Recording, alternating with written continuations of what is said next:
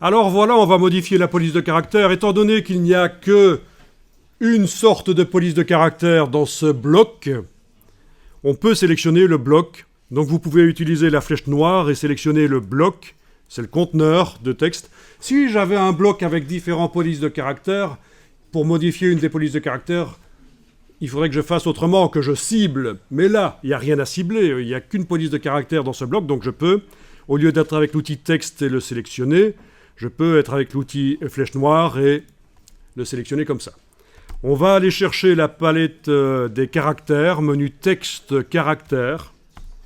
Texte caractère. Alors c'est vrai que quand vous êtes avec l'outil texte, vous avez plein de choses là au-dessus dans la palette contrôle. Est-ce que vous voyez la palette contrôle quand vous activez l'outil texte?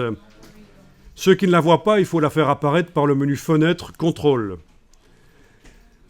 Mais bon, cette palette contrôle ne fait que reprendre des choses qui viennent des palettes, notamment de la palette qu'on vient de faire apparaître. Et là, je reprends la flèche noire, je resélectionne mon bloc.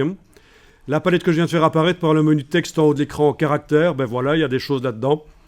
Et vous allez pouvoir cliquer dans le nom de la police, par exemple, et avec les flèches haut et bas sur le clavier, vous allez pouvoir passer en revue pour voir ce que ça donne. Voilà. Alors, ça je vais vous dire après, parce qu'il y avait un autre moyen de le faire. Parce qu'en fait, on a créé un style de paragraphe pour ce caractère-là. Pour ce caractère de numérotation automatique. Donc on aurait pu le faire par le style de paragraphe. C'est pas grave.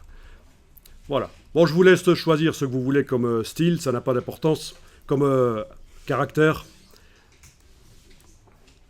Et normalement, donc, quand vous allez sur une des pages, je double-clique sur la page 14, ici dans la palette de pages, voilà, on voit que c'est inscrit avec le caractère que j'avais choisi. Bien.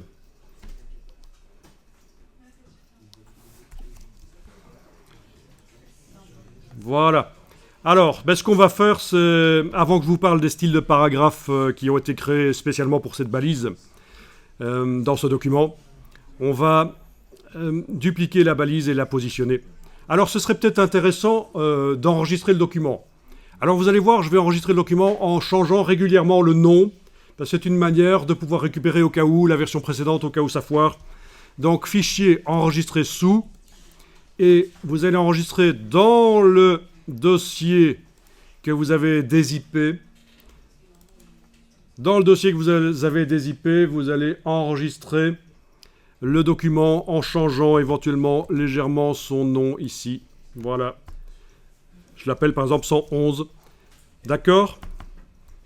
Juste à côté de l'ancien document qui s'appelait 110. Voilà. Le document InDesign.